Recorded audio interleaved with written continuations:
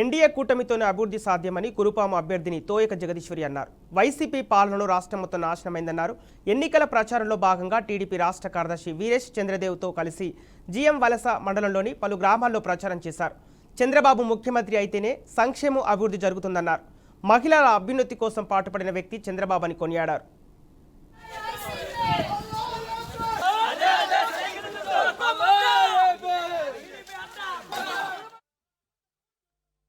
Telugu Desam party manifesto ఏదైతే ఉందో manifesto 6 గ్యారంటీలని అమలు చేస్తాం.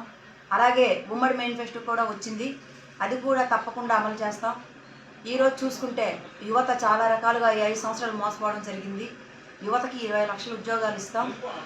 డిగ్రీ చదివి ఖాళీగా ఉన్న విద్యార్థులకు 3000 రూపాయలు నిరుద్యోగ భృతి అందిస్తాం. అలాగే చిన్నపిల్లలు చదువుతున్నారు, ఇక్కడ అమ్మఒడి అని చెప్పేసి ఒకరికే ఇవ్వడం జరుగుతుంది.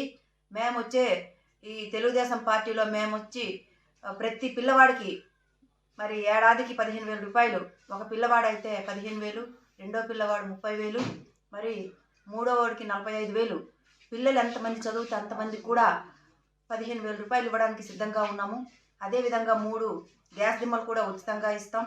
ఇసుకని కూడా ఫ్రీగా అందిస్తాం.